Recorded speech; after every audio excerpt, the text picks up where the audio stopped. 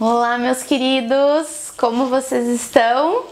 Por aqui tá tudo certo. Hoje nós vamos tratar sobre mais uma temática que está atrelada à autonomia dos entes da federação, que é a intervenção.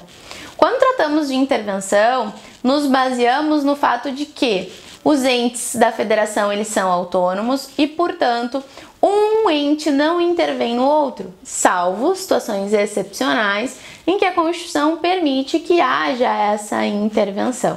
A Constituição Federal ela prevê dois tipos de intervenção: a intervenção federal e a intervenção estadual.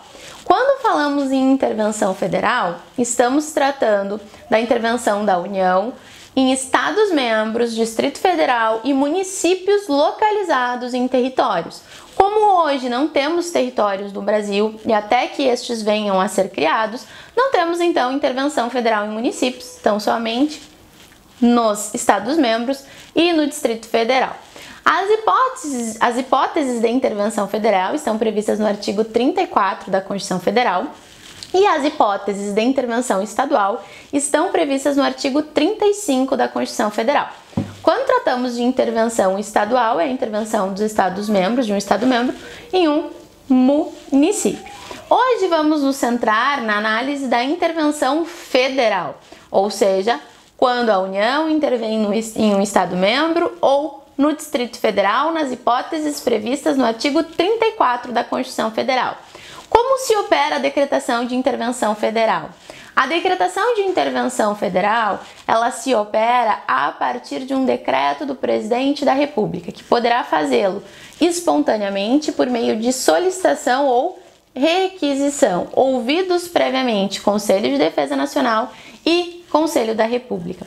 O parecer destes conselhos é meramente opinativo, ou seja, não vincula a decisão do presidente da República.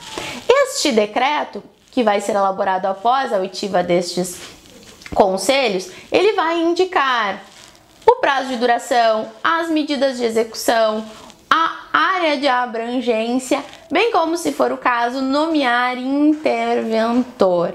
A intervenção ela pode se dar em todas as searas ou apenas em uma seara, ou seja, ela pode ser total ou parcial.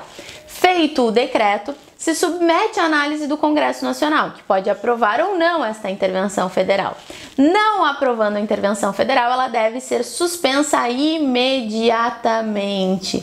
Contudo, observem, nem em todos os casos é necessário que haja a aprovação do Congresso Nacional. Nas hipóteses do inciso 6, que trata da execução de lei federal, e do inciso 7, que traz os princípios sensíveis, não há necessidade de submissão ao Congresso Nacional se a suspensão do respectivo ato for suficiente.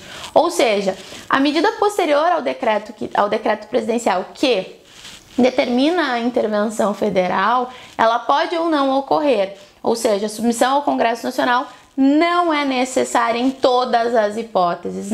Nesses casos do inciso 6 e 7, quando a suspensão da medida for necessária, não haverá aí a necessidade de submissão posterior ao Congresso Nacional para aprovar ou não a intervenção federal.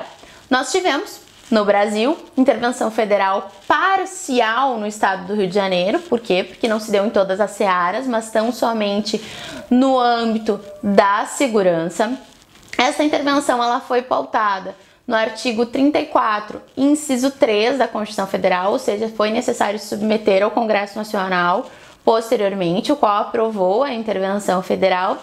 Se discutiu à época uma possível mácula, um possível vício de inconstitucionalidade nessa decretação, no que diz respeito à não oitiva prévia dos respectivos conselhos, porém, o entendimento que prevaleceu foi no sentido de que, como estes órgãos, como o Conselho da República e o Conselho de Defesa Nacional, são órgãos meramente consultivos, a sua não oitiva anterior não maculou, não tornou inconstitucional a decretação. Observe-se que eles foram ouvidos posteriormente e foram ouvidos, portanto. Então, não se reconheceu o vício de inconstitucionalidade, se entendeu que era uma mera irregularidade, a não observância da ordem respectiva prevista na Constituição Federal. Então, Por hoje era isso. Estes são os principais pontos quanto à intervenção. Encerramos com este vídeo as aulas que tratam e que se pautam na autonomia dos entes federativos, para começar a tratar posteriormente a tripartição das funções estatais. Até mais!